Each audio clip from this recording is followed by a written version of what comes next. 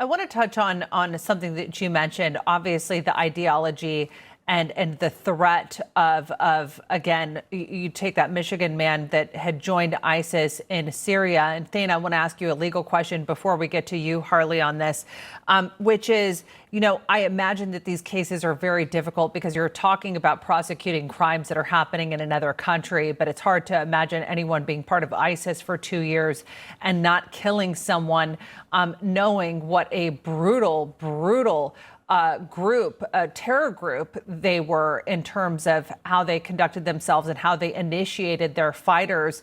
And when Waleed talks about potential deterrence, you look at this 14-year sentence when this guy could have potentially had 50 years on what he had done. What happened here, Thane?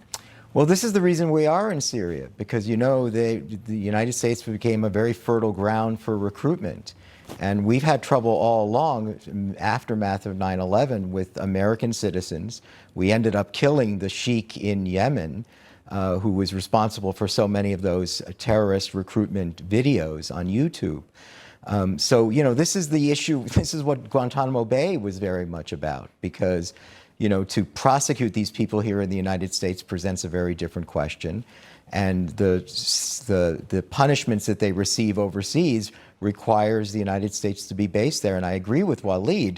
Remember, Iran is filled with an enormous promiscuous foreign policy all throughout that region, from Yemen, Iraq, Lebanon, and Syria. And so, of course, we need to be based there, not just for ISIS, but also for Iran. Harley, we spoke earlier. The United States has F-22 stealth fighters that are still running missions under the Biden administration. They may be deterring some of the Russian military. That obviously there have been very, very busy skies here amidst Russia, and there could be some aggression, of course, for the U.S. involvement. But we know that there are U.S. troops still on the ground. Not a lot of them. We know a little bit about what the U.S. is still doing there, but do they have 1 foot in and 1 foot out at this point? Do they either need to beef up their mission so you're not seeing U.S. military service men and women injured in these battles? Wanted to get your thoughts there. We pay a remarkably small price to have stability in that region by having such a small group of soldiers. We have less than 1,000 soldiers there. And in the last 7 years, we've only had 12 fatalities. While any one is terrible and unacceptable, only 12 is something that, as a world power, is something that's manageable for us. And what are the consequences of this? We are keeping the Russians, the Iranians, and the Turks at bay. A lot of people say we should pull out of Northern Syria, but if we do, the question is, what are the consequences?